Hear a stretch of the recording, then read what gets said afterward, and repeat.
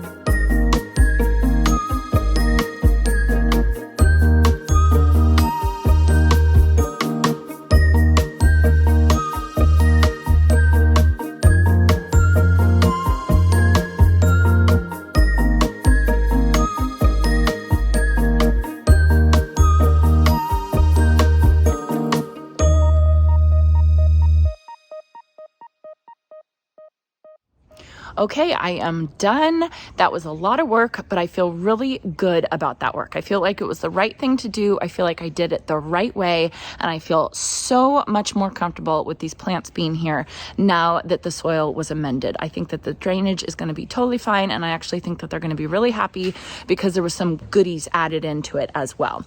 So as you guys saw, I ended up digging up these salvia here because I had planted them the other day and it was not pretty, and I knew it, and I was worried about it, and they were looking okay, but I'm sure they would have struggled eventually. So I dug them up and I amended all the soil, and I think that that's just a good reminder just to do it right the first time. It would, it might take a little bit more work, but it's actually going to save you work in the long run, because this took me twice as much work because I basically had to plant them twice. So just a good reminder for us all, just do it right the first time. So I'm really happy with this. I think I'm going to have to end up doing it that way for this whole garden bed, and I am totally fine with that. I'm ready. I know what kind of work this garden bed is going to take, but I think it's going to be so pretty in the end. Let me show you what I did. All right, so you can see here, I have my honeysuckle on my trellis, and then just to the right of that, I ended up taking out those 2 purple fountain grasses. I'm gonna offer them up to my neighbors, but they're kind of a dime a dozen here, so I'm not too worried about, I'm getting rid of them if nobody ends up wanting them. So I've got my Helen von Stein lamb's ear right here. I actually didn't hook these 2 up to drip because I figured they would get some overspray from the lawn, but I'll be watching them pretty closely to see if I do need to add any drip later on, but I think they're going to be okay. And then I've got my Cryptomeria little diamond in. I think it's going to be nice and happy. I have a 1 gallon per hour emitter there, so it's going to get lots of water.